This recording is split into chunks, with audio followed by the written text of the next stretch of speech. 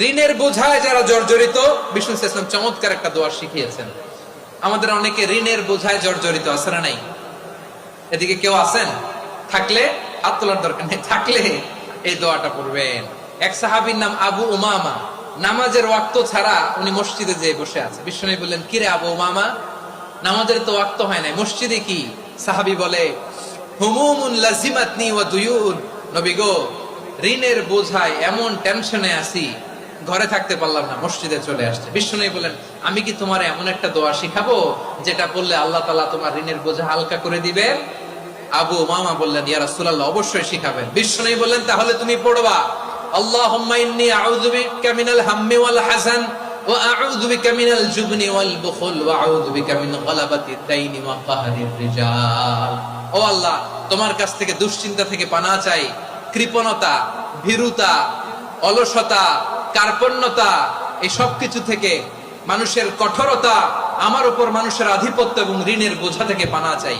এই দোয়াটা যখন বিষ্ণুনবী শিখাই দিলেন, আবু উমামা বারবার এই দোয়া পড়ে, আল্লাহুম্মা ইন্নী আউযু বিকা মিনাল হাম্মি ওয়াল হাযান ওয়া আউযু বিকা মিনাল আজজি ওয়াল কাসাল ওয়া আউযু বিকা মিনাল জুবনি ওয়াল বুখল ওয়া আউযু বিকা মিন গালাবাতিদ দাইনি ওয়া কাহরির রিজাল। আবু উমামা বলে, এই দোয়া আমি পড়তে লাগলাম। কিছুদিন পরে দেখা গেল বিষ্ণুনবীর শেখানো এই দোয়ার বদৌলতে আল্লাহ তাআলা আমার সব ঋণ পরিশোধের ব্যবস্থা করে দিয়েছেন। পড়বেন। আমার প্রিয় পটুয়াখালীর ভাইয়েরা, বিশ্বনবীর জামাতা সাইয়্যিদিনা আলী রাদিয়াল্লাহু তাআলা আনহুর কাছে এক লোক এসে বলে, হে আলী, ঋণের বোঝায় আমি জর্জরিত, আমার কিছু অর্থ দিয়ে সাহায্য করো। সাইয়্যিদিনা আলী রাদিয়াল্লাহু তাআলা আনহু বললেন, আমি কি তোমারে এমন একটা দোয়া শিখাবো যেটা বিশ্বনবী আমাদের শিখিয়েছেন? এই দোয়া যদি তুমি পড়ো, লাউ কানা আলাইকা মিসলু জাবালিন কাবীরিন দাইনান আদাল্লাহু আনকা, পাহাড় পরিমাণ যদি ঋণের বোঝা হয়, আল্লাহ এটা পরিশোধের ব্যবস্থা করে দিবেন।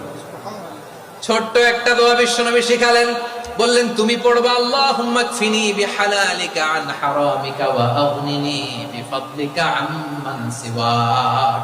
মুখস্থ আছে? হ্যাঁ, আছে। আল্লাহুম্মা কফিনি বিহালালিকা আন হারামিক, আল্লাহ তোমার হালাল দিয়ে আমাকে পরিতুষ্ট করো, হারাম থেকে বাঁচিয়ে রাখো, আর তোমার অনুগ্রহে মানুষের মুখাপেক্ষী যেন আমি না হই, আমি যেন সবসময় তোমার মুখাপেক্ষী হয়, ওই তৌফিক দিও। সুবহানাল্লাহ।